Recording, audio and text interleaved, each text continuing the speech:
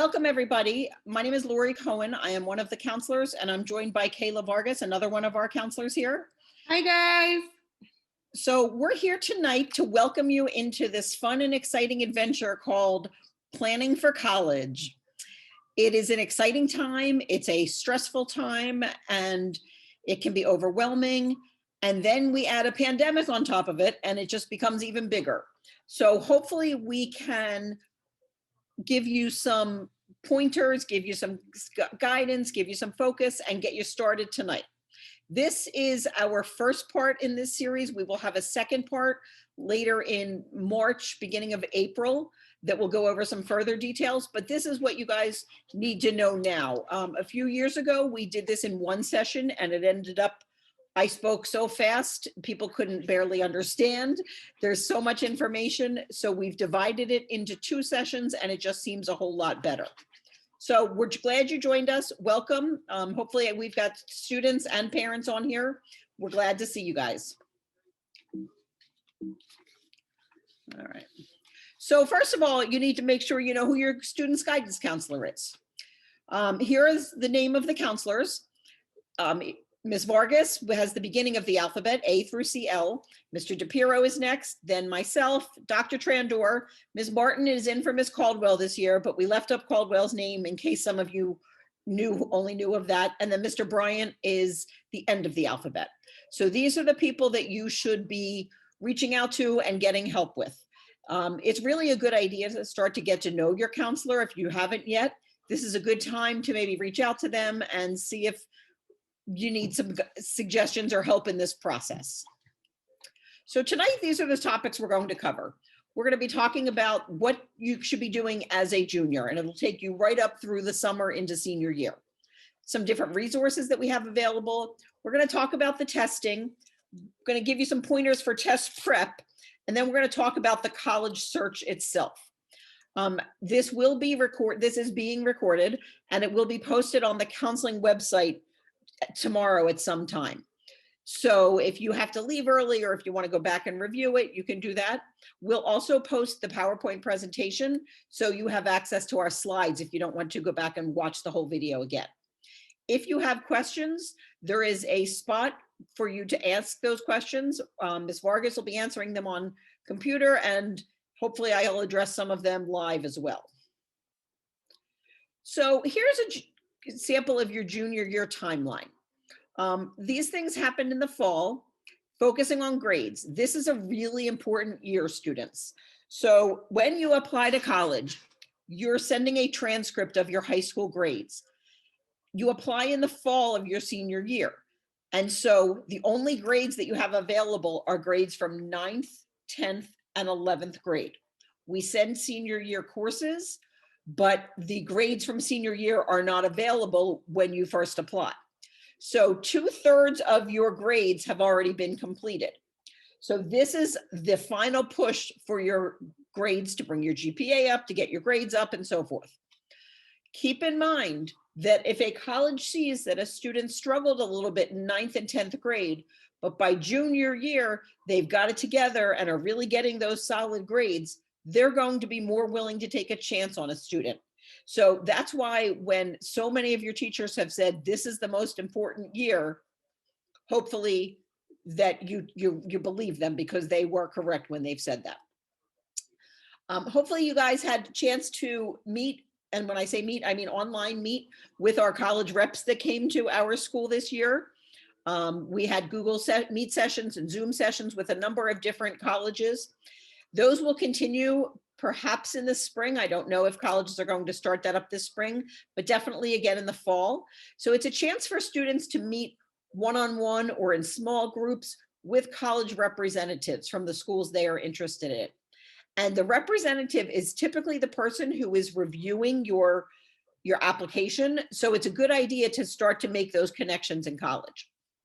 Hopefully you guys took PSATs. We're going to talk more about testing. We're going to talk about researching and the accounts you can do. What you should be doing now is attending as many open houses at colleges as you can. Some of them are starting to open in person. Many of them still have virtual visits. So while it's certainly not the best way to do it, it's the good way to start. We're going to talk about testing. We're going to talk about Naviance. You should now have a pretty good sense of your 11th grade teachers. Many colleges are looking for recommendations from teachers when you apply. And they are often wanting you to have junior year teachers. So start to think about which junior year teachers you feel could write you a good letter of recommendation. Also, just start gathering in your mind and maybe jotting down on a spreadsheet or a Google Doc a list of the activities that you have done 9th through 12th. Colleges are not interested that you were a Brownie Girl Scout in 3rd and 4th grade, but if you continue to be a Girl Scout in high school, they want to know about that. So start to think about all of the activities that you have done in high school. These include volunteering, these include jobs, they would include clubs and activities that you're involved in, work in your church or your synagogue. Lots of different options for activities that colleges are looking for. One is not better than the other, so really start thinking of everything you've done. Summer is hopefully by summer, colleges are going to be starting to open up and you'll actually get to go on tours. In the summer, you can see if you need to do any further testing. Come August, you can actually access college applications. So as much as you can get done before school starts as a senior, the better off you're going to be. So this is a good guideline to focus on. So where do I start? So where do I go? First thing is check out our guidance website, our counseling website. We have a lot of good resources there. There are some good links. There are some good scholarship opportunities, although most scholarship opportunities these days are through Naviance. There is some financial aid information. There is, we used to have, they're not running them right now, unfortunately, but there are some different tours that have been run in the past that we'll provide information on. So it's a good site to familiarize yourself with. Naviance is a huge site that you should definitely be using. And I'm going to spend a good part of tonight talking about Naviance and explaining how you can use it as a junior. We are probably your best resource. I would encourage you to make an appointment for either just the student and the counselor, or we love meeting with families. Bring the families in for a Google Meet or a Zoom meeting, and let's talk about your college plans. Because I'm giving a whole bunch of information and it's very global and very broad, but sometimes you may need real narrow guidance and focus, so we can help with that and some individual appointments. And actually ACT and College Board websites are very comprehensive. They're not just for test prep. College Boards especially has a really good college search tool, and they also have a good scholarship tool, search tool. So I would encourage you to become familiar with those resources as well. So testing. Testing has been historically a large part of the college application process. Typically, we say that it is first and foremost the grades and the courses students are taking, and secondly, the testing. However, with the pandemic, this has shifted. For this current school year, for the class of 21, I don't really know of any schools that are truly requiring SATs for the majority of their students. They are test optional. What we're starting to see from colleges now that are emailing us is that they are going to continue that test optional phase for your students, the class of 22. Again, not all schools have made announcements or decisions about that, but if I were guessing, I would say the majority of schools are going to be test optional. Having said that, it's never a bad idea to take them anyway. Some schools are still tying some of their merit money, and that's money that they're giving to you, into SATs. Some of them are tying certain majors like nursing or engineering need SAT scores. So we are strongly encouraging students to take them and try them. And if your scores aren't great, or if you don't feel like you want to use them, hopefully the colleges remain test optional and you don't need to. Subject tests have been eliminated, and I'll get into that a little further. Oh, ACT, I'm sorry, I skipped ACT. ACT is another test for college admission similar to the SAT, used in the same fashion as SAT. It's slightly different in structure, and I'll go through that as well. But again, same as the SAT. And then there are advanced placement tests that we're going to talk about. So here is the typical testing timeline. Hopefully most of you took the PSAT that was offered at Cheltenham in October, and you've received your scores back. If you have not received your scores back, log into your College Board account. If you can't access them, you can email your counselor and we can give them to you. We recommend SAT in the second semester of this year and then the summer or fall of your senior year. Hopefully, some of you guys have signed up for the March 24th SAT that we are offering on a Wednesday at Cheltenham High School. If you have signed up for that, you will be receiving information from us in the next week or two about that. If you missed that deadline or we're not ready to take that, then do not worry. Cheltenham itself is not offering the test on a Saturday, but there are some local schools and colleges that will be offering it in the area. Testing dates remaining for the SAT will be May and June of this year. So there are still plenty of opportunities to take the test. There is a March date, but I believe that the deadlines for that have passed. So if you missed the registration for the Cheltenham test during the school day, you can still take it on a Saturday at a local high school. You would just log on to your College Board account and sign up and select the date then. ACT, we recommend the same thing in terms of testing. AP, the first 2 weeks in May, that's when they typically are, and I'm going to talk about the test dating on that one. And then again, subject tests have been eliminated. So one thing that is really, really a cool option that I encourage all students to do is use Khan Academy for SAT prep. Khan Academy has a personal relationship with College Board, and they are offering to students for free, notice the word free, SAT practice. And what it does is you're going to log into Khan Academy and you're going to link your account with College Board. And then your PSAT results, or if you've taken an SAT already, will come into Khan Academy. And it will create a customized practice for your student based on his or her needs and strengths from the PSAT or the previous SAT. You can create a customized practice schedule. It will set up a timer, or rather a calendar for you, and it will send you reminders for when you need to log on and take practices. So it's a really fabulous tool. Okay. So definitely consider linking your Khan Academy account. Studies have shown that if from the PSAT to the SAT, if you do no official practice, you may go up approximately 60 points from the PSAT. That's just with more math background, more English background, just older and wiser. If you do 6 hours of Khan Academy practice, their studies have shown students can go up students do go up approximately 90 points from this. And if a student puts in 20 hours of Khan Academy, their scores can increase 115 points. And remember, all of this is for free. There is test prep, there are test tutors you can pay, and it can cost $1,200, $1,400.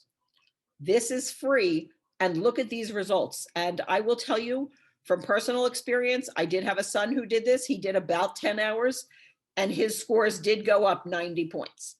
So that was a huge, huge jump in our mind. So strongly encourage students to use Khan Academy. So one of the questions was, what's the difference between SAT and ACT? They are both used for the exact same thing. They are used for college admissions. They are accepted at all schools. Historically, the SAT was used on the West Coast of the countries, and the ACT was in the South and in middle of the country. But over the last 10 to 15 years, every school is accepting either the SAT or the ACT. There is no differentiation between them. So I'm going to go over some of the different options here.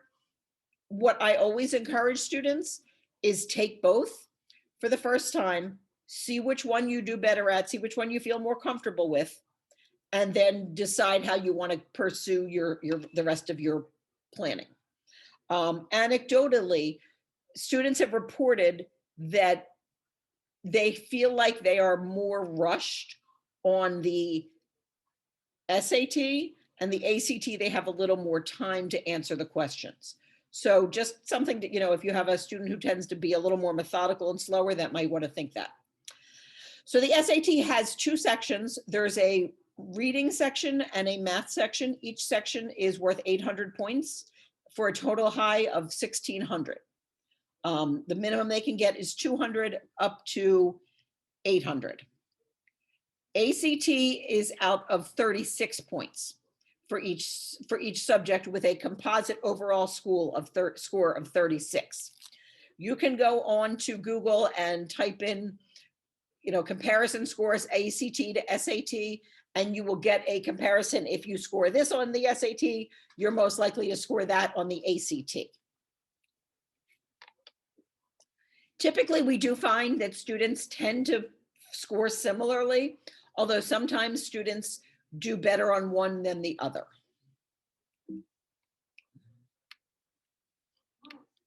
Oh, sorry, skipped it. The SAT has 4 sections. There is a evidence-based reading section, a writing section, and it's still multiple choice, but it's grammar and that kind of question. A math without a calculator and math with a calculator. Whereas the ACT has 4 sections, one of which includes science. And it's not so much scientific terms as analyzing data and graphs and science data over science terms. You can see the test content here.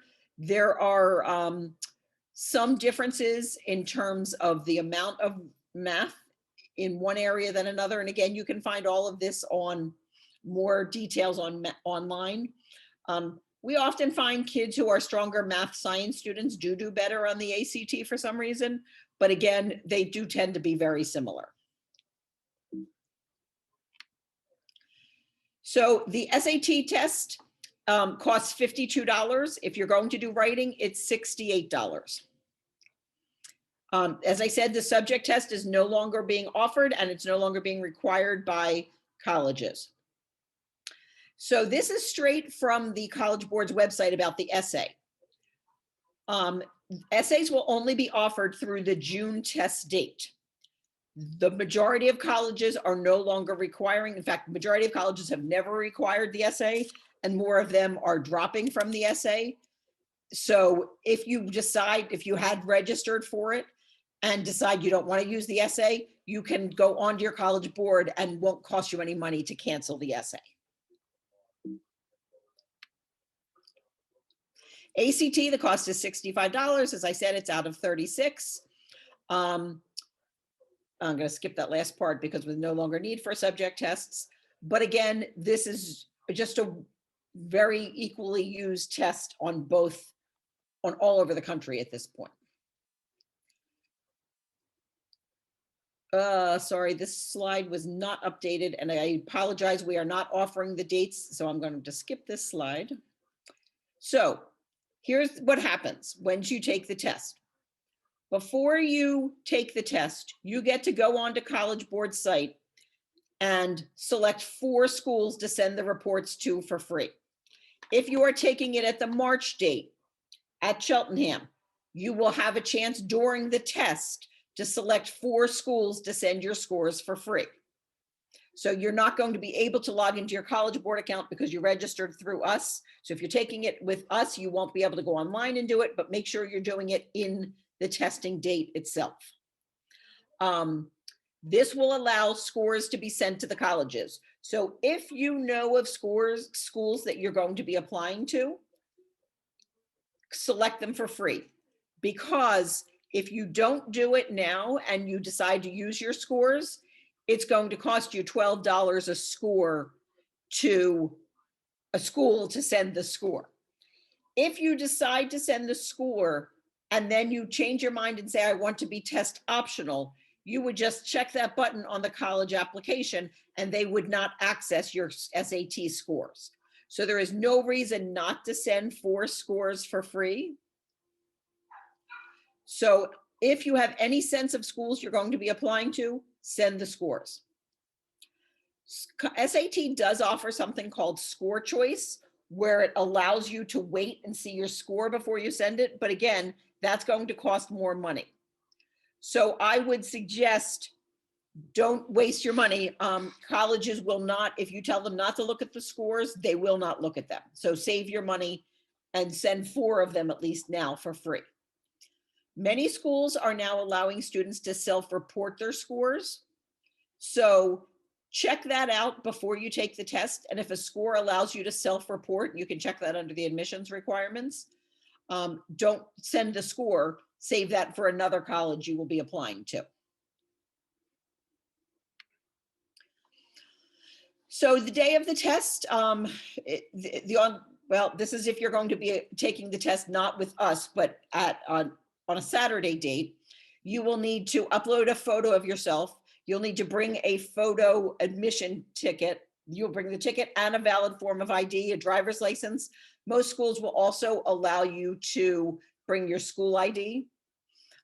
Standby testing is not allowed. You have to register ahead of time for the test. So here are some of the test prep resources that we have. Khan Academy, as we talked about earlier, is great for the SAT. ACT does not have anything similar to Khan, but you can still use a lot of the strategies that you're learning on Khan Academy on the ACT. There are free books in the libraries, public libraries you could check out. You can buy books on Amazon or Barnes & Noble. You can pay for a private SAT course and tutor. So there are definitely options for test prep. Our strongest recommendation is this Khan Academy to help prepare you. So advanced placement tests, those of you who have students in advanced placement classes, you remember you have until Friday night to register and pay for the AP test. So by Friday night, you have to pay for the AP test. Advanced placement is offered at Cheltenham. We have 31 classes that we offer. They are classes that are designed and structured through the College Board. They are designed to simulate a first level college year course. And so when you take the test, if you get a high enough score, you can place out of a college level course or you can earn college credit. Many students go into college with 20, 30 credits ahead of time. Not all colleges accept that. If you want to see what a college will accept in terms of AP, all you have to do is just Google Temple University AP policy, and it will show you every test that they accept and what score you need in order to get the credit for the class. Most tests this year are being done digitally and remotely from home, and they are not going to be given the first 2 weeks of May. They're either at the end of May or June, with the exception of a few tests that College Board is requiring to be paper and pencil. So how do you even begin the college search process? There are over 4,200 schools in this country, and you need to find the school that is best suited for you. So how do you do this? What do you do? We recommend starting with Naviance. It's a great resource. It can help you organize yourself. It can allow you to look at different acceptance rates and data. It gives you access to videos and college websites, applications, scholarships. There are some really good career and college search tools. We're going to point out a few things tonight about Naviance. So the first thing you need to do is log on through cheltenham.org, and your user ID would be your 21 L Cohen 22 K Vargas. Your password used to be your 6-digit ID number. Sometimes it still works. Sometimes it doesn't. If you forgot, your Naviance is transitioning over. So if you forgot your password, just simply click on forgot password. If that doesn't work, let your counselor know. We can reset it and you can log in that way. So when you first go on to college, you are you'll see on the side, there's a thing called Find Your Fit. And there's a button called Super Match, and there's something called Advanced College Search. These are really cool search tools to use. It will ask you all of these different questions. Are you looking for a 2-year or a full year, public or private? What size of the school? How far from home do you want to be? Your major, sports, and different divisions of it. All of this you can enter, and you can generate a list of schools to look at. You can go back and change your search. So you might say, first, I want to start and look at schools that are in cities. And then you change your mind and say, you know what, nope, I want to go back and add like suburban schools. You can go back and make adjustments to this search. The nice thing about Naviance is it has in there your current GPA and class rank, and it has in there, if you took the PSAT scores, it has your PSAT scores in there. So it will show you, when you look at this competitiveness, it's going to show you, based on your personal statistics, the chances of you being accepted at different schools. So it's kind of a nice tool to use that way. As you look at your schools, you can very easily add colleges. When you're doing a search, you can say, add to my favorites, and it will add your schools to your favorites. So here's a sample student. These are the schools that he put into his list of schools rather, that he is interested in looking at. This is what the screen on Naviance looks like under the colleges I'm thinking about page.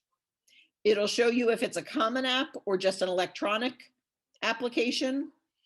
It can keep track of the interest level.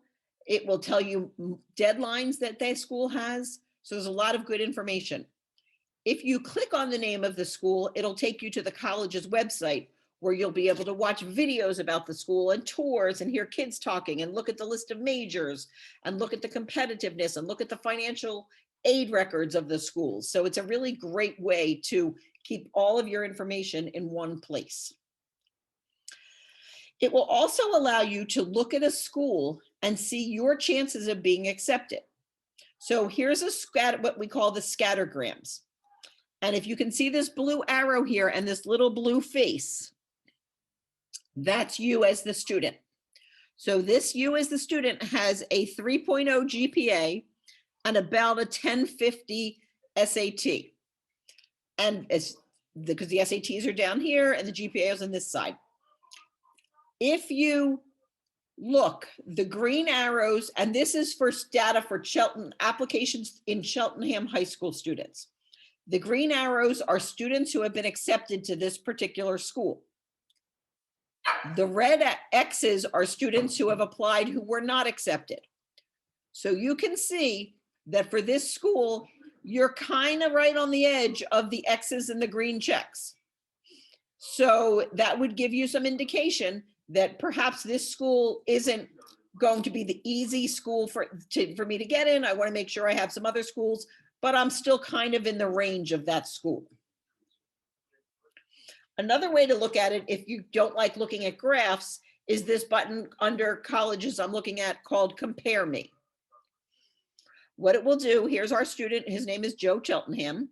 He has a 3.1 GPA and the 1050 SAT. And here are the schools that we referred back on this list here.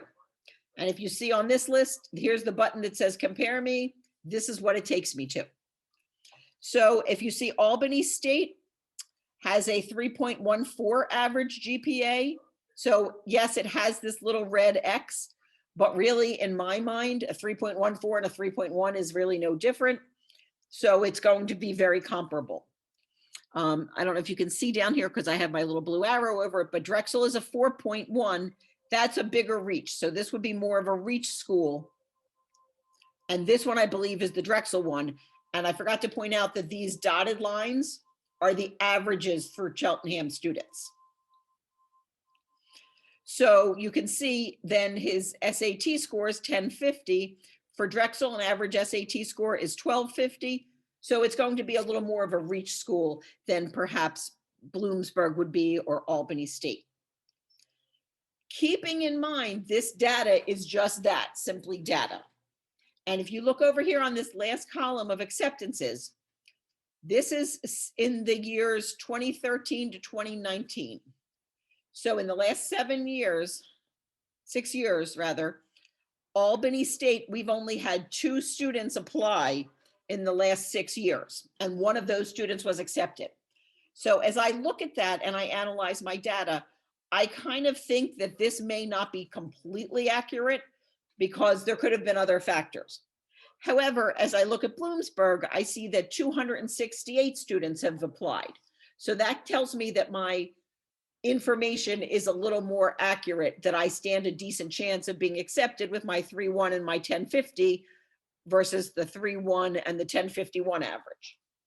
So again, this is really good information. Please keep in mind, it's just one information. We don't know details about who was accepted, who wasn't. So, but it's a good starting point. If you have a screen that is all red X's and no greens, that's something you want to have a conversation with, because you don't want to put yourself in a position where you're applying to all schools that are above your statistics, and therefore you stand a chance of not being accepted. Similarly, if you have a screen that's all green and no red, are you challenging yourself enough? Are you giving yourself a good enough opportunity? Maybe worth looking at some schools that maybe you thought you were out of the range because maybe you're not. So what are we seeing? And by the way, this is a great tool, this Naviance. I encourage you guys to use it frequently. As seniors, you're going to be living in Naviance. And when we have our next session, we'll talk more about that.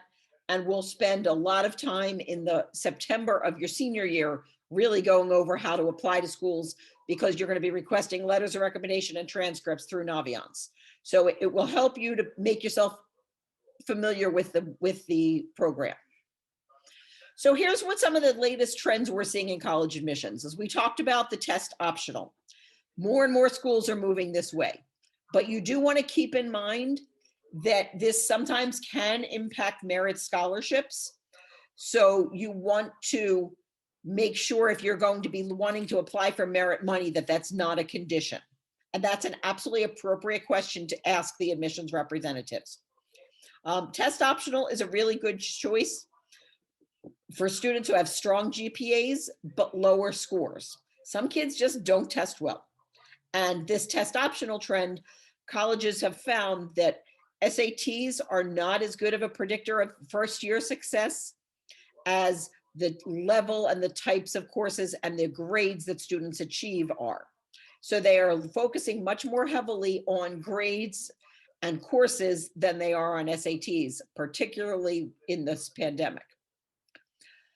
Again, many schools are moving towards self-reporting. What that means is you're going to tell the college your GPA. You're going to enter them your grades and all the courses that you've taken, sometimes even your SAT scores. You don't need to send an official transcript to the school when you apply. They are counting on you being honest. We strongly recommend that you be honest, because if you are accepted and attend, you will then have to send an official transcript. And so you don't want to say you got all A's if in fact in 9th grade you had C's and D's, because the colleges will see that and then they will rescind your offer. But this is a nice option. It takes a lot of time on the student's part, but what it does is allows decisions to be made much more quickly. For instance, the University of Pittsburgh moved to this 2 years ago, and some kids were hearing back, if they filled this in August, some kids were hearing back from them within a week or two, because all of the data is entered, and when it's not so busy, colleges can make decisions quicker. So this is a nice option that colleges have begun offering students. It also, if they're self-reporting SAT scores, it's allowing you to save some money to not have to send SAT scores to so many schools. So how can you be staying in touch? What should you be doing now? First of all, any of the counseling e-blasts that come, and you're all here, so you obviously got it, read them, make sure you're looking at them. Some of the e-blasts will come from Dr. Lahara, some of them will come from me or another counselor via Naviance. If you have questions, reach out to your student's counselor. email us, ask us questions, make an appointment with us. And this goes for both students and parents. We want to make this process as simple as we can for you. And knowing that we're not in person with your kids makes us worried for them that this is going to be pushed to the back burner. So please reach out and stay in touch with us. All right, so that's it for tonight. The next session we have, which is going to be either in March or April, I'm really going to focus on the college search process and some of the Naviance pieces. But if you guys want to just start putting in some of your questions here, we can answer them. What about kids with high SAT but lower grades? So that's a great question. What if a student has high SATs and lower grades? I would say that their junior year and their senior year grades should be as high as possible. Very often, if a student has high SAT scores, colleges will not make a decision until they see their first marking period and first semester grades of their senior year, because they want to make sure that you are on an upward trend. So working to get your grades as high as you can junior year and senior year will be critical if you're on the higher SATs, lower grades, because they know you're smart enough. They just want to know if you are ready for college. So the question is, how about the financial aid application and process? Yes, that's a great question. You guys are the class of 22, which means that your tax returns for the calendar year 2020 are what's going to be used for you. In the fall, we have a financial aid presentation in early fall before the financial aid is done. And that will also be covered in great detail at the next one. But bottom line is, that's a process that you will begin in the fall and you'll do simultaneously with the college application process. I haven't taken, did you answer that one? I haven't taken an AP class yet. Should I take one in my senior year? Absolutely. And you can take the AP test at the end of your senior year. Now, tomorrow and Friday in social studies classes, students are going to be getting information on course selection. Remember what I said earlier, that one of the most important things that colleges are looking for are the classes you take and the grades in those classes. For senior year, they really want to see rigor. They want to see that your students are ready for a college level course. So if they have never taken an honors or an AP class and they've been doing really well, we strongly encourage and recommend you to take one or two of them in your senior year. If you've taken one already, maybe bump it up and take two. There is a fallacy that kids save their senior year and are going to make it really easy. That's not a good idea. Colleges are looking at rigor and looking at demand of the college prep program, the 12th grade program. And while we don't send grades at the beginning of senior year, we do send a list of your courses that you will be taking. All right, any other questions? How much weight do colleges place on how many AP courses you take? How hard are the AP courses you're taking typically? So colleges absolutely are looking for students to take AP classes. They know that that's our most demanding course that we offer. Now, they're not expecting students to take 5 AP classes, but if you put down that you're going to be interested in becoming a biology major, it would probably be a good idea to take AP biology in high school for 2 reasons. 1, it'll expose you to it, and 2, it'll get you to be ready for the class or even place out of the class. So colleges are looking for AP because it's showing them that you're ready for the rigor of a college demand. When talking about GPA, is it weighted or unweighted? We actually send both of them on our transcript.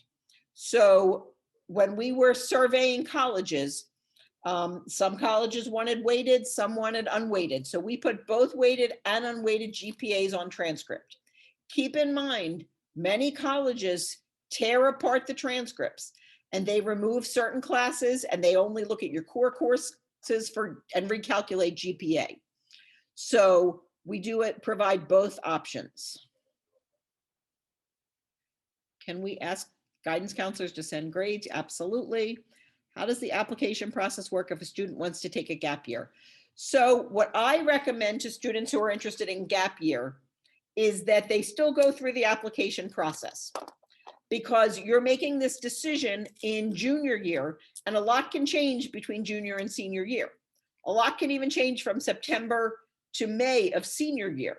So I always recommend that you go through the college process. You apply to schools. Do not tell them that you're interested in taking a gap year. Once you've been accepted and attend, then you can request the gap year and they will approve that, as long as it's for a meaningful reason. But that's my recommendation. There are gap year programs that you can be looking at simultaneously that you could be researching, and so you have an actual plan to present to the college. Weighted GPA and unweighted GPAs are all available on Naviance, by the way. So if you go the student comparison question, if you go to colleges I'm thinking about and click on compare me, that will get you the comparison.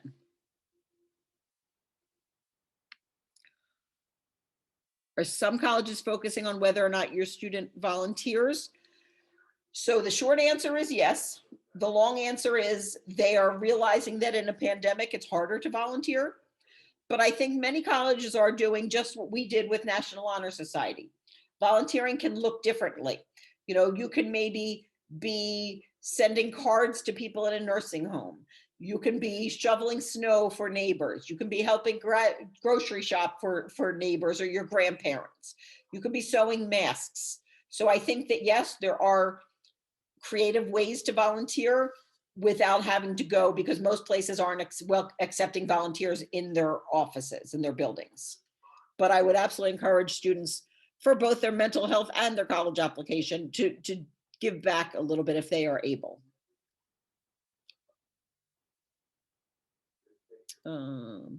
Difference between weighted and unweighted GPA. So unweighted GPA is on a strict 4.0 scale. So if you get an A in a class, you get that as a 4.0. If you get a B, it's a 3.0. A C is a 2.0, and so forth. A weighted GPA gives higher weighting to honors and AP classes. So right now it's set up that if a student gets a B in an honors class, it's a +1. So it would be 4 + 1 that would go into their GPA as a 5.0.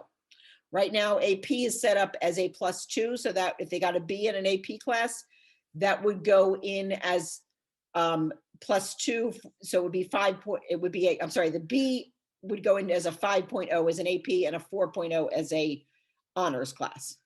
I know that Ed Affairs School Board is looking at revising that, but that's the basic premise of the difference between weighted GPA and unweighted. Let's see. Our colleges, let's see.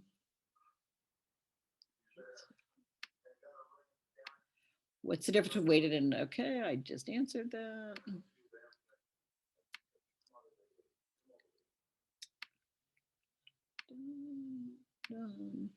Looks like we need a registration code for Naviance. Where can we get that? You can email your guidance counselor and we can provide that to you. Students are re-ranked and GPA and rank is calculated at the end of every school year. So at some point over the summer, once grades are finalized, Naviance will be updated with your current rank and GPA. So we do not do any calculation of GPA or rank until after the school year is finalized. If I have enough credits and have been taking AP classes throughout high school, can I take it easy senior year? I know you want me to say yes, but I'm not going to. So especially if you've already been taking an AP class, a college is going to say, how come you're not continuing them? Are you lazy? Are you unmotivated? We don't want a lazy and unmotivated student to come to our school. So the answer is no, you cannot take it easy. What I would say is you should be taking classes in those subjects you're interested in, putting your focus on them. But no, you can't take it easy senior year, I'm sorry. So dual enrollment question came up. So Mrs. McGoldrick is in charge of dual enrollment. And what typically happens, we have a dual enrollment agreements with Manor, Gratz, Penn State Abington, Montco, Arcadia, and Marshall University Online. Typically, the requirements have been a 3.0 GPA. If you meet that requirement, Ms. McGoldrick will send you an email to attend an information session where you can learn about that. If you are interested in dual enrollment, then you could take fewer classes during our school year, especially if the course you want to take is available during the school day only. And yes, weighting is ranking is weighted. So re-explain the weighted GPA.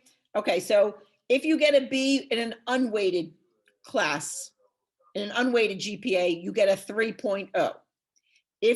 For the weighted GPA, if you get a B in a regular class that's not honors, it's a 3.0. If you get a B in an honors class, it's a 3.0 plus 1, which would be a 4.0. And if you get a B in an AP class, it's a 3.0 plus 2, which would go into your GPA calculation as a 5.0, which explains why over here, many of these kids have GPAs over the 4.0 mark.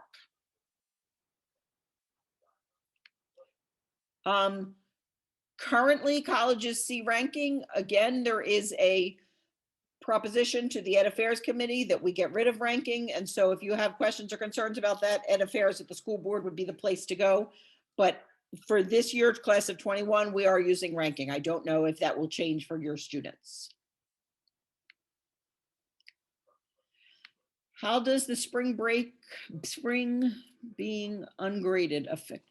So this last year's spring was actually not ungraded.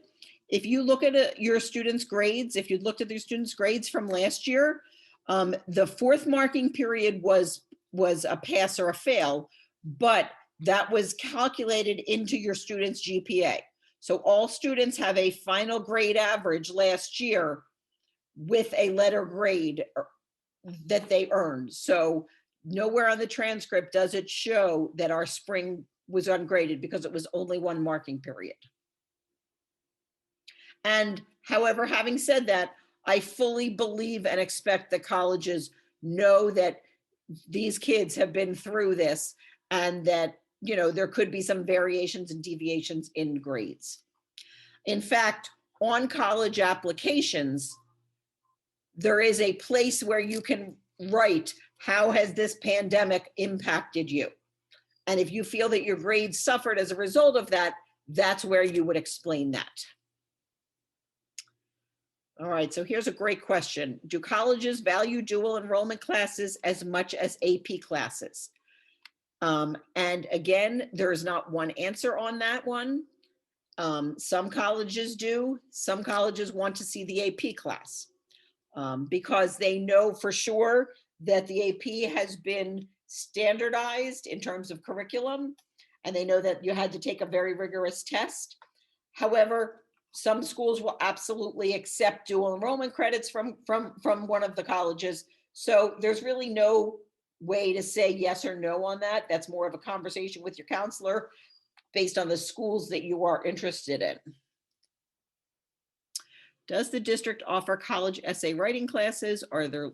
We do not offer that. I do know that the English teachers do work with students on their college essays. They start them in junior year and they then continue it into senior year. And I don't know if there are any local schools that offer college essays. As I would assume that over the summer, there are programs that you could find that, but I haven't come across any. When is it appropriate to start your college essays? Do you suggest waiting until the first, so when should you start your college essays? Should you wait till the first marking period or start over the summer? I absolutely recommend starting over the summer, because what happens is senior year is going to come around and hopefully, God willing, we are back in school and activities are back in and kids are seeing their friends and they're taking classes and they're super busy. Whereas right now and in the summer, they may have some more downtime. So absolutely recommend getting started on everything and anything you can get on top of for the college application process over the summer, especially if you're going to be looking at an early action school. Do we need a letter of recommendation from teachers? Most schools do require them, yes. And at the next session, I will talk about how to pick a good teacher for that one.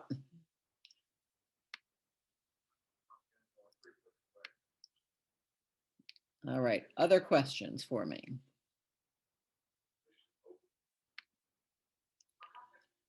Does it look bad if you are taking an AP class and you don't take the AP exams? So funny thing, AP exams are not used for college admissions. So you don't send them to colleges until you know where you're going. So absolutely not, a college would never know if you were taking the exam or not until you've been accepted. So that doesn't make any bit of difference in terms of acceptance to a college if you take the AP exam or not. How many colleges do you recommend applying to? The average student applies to between 5 and 8 to 10 schools. I have had kids who have applied to one school. My own daughter only applied to 2 schools. People couldn't believe I was only letting her apply to 2, but really that's who she was. Other kids have applied to 20, 21 schools. To me, that's an excessive amount of schools. I'm just going to get on my little soapbox here for a minute.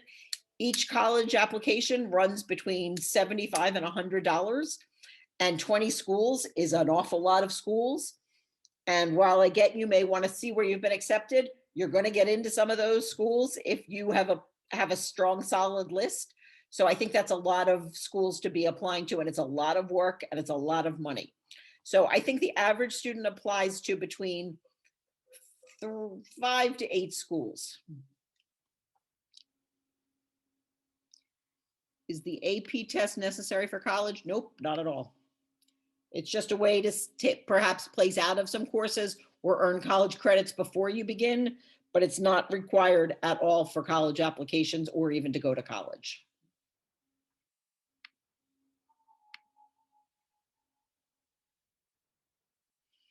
All right, any other questions?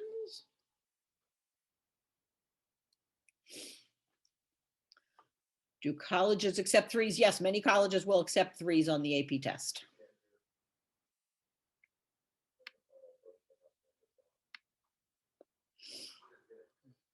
A few more minutes for questions. How many years of social studies, English, and science do you need? Definitely 4 years of English. Most schools are looking for a minimum of 3 social studies and sciences, and many schools are looking for 4 of each. So again, just because you're done the Cheltenham requirements doesn't mean you're done taking academic classes as a senior. Keep that schedule rigorous as you're picking courses. Also for math, same as math, 3 to 4, most schools looking at 4.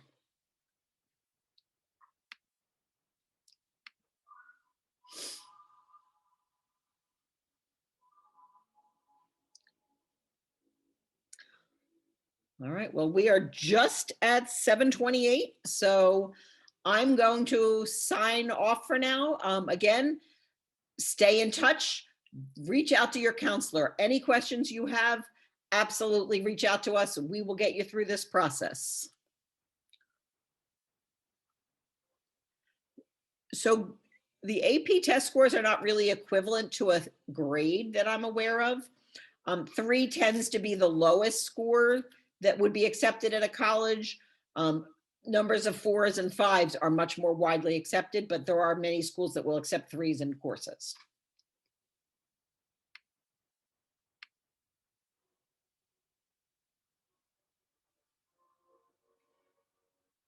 Have a great night, everybody. And remember, if you're taking AP tests, to go back and make sure you have paid for them on total registration by Friday night.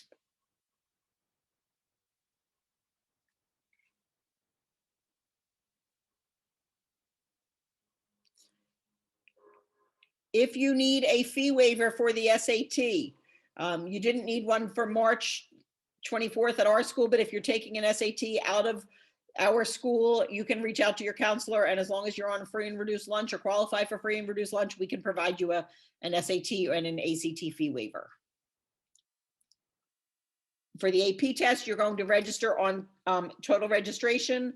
And if you need a fee waiver, there is a question there that says, I qualify for a fee waiver. Click yes.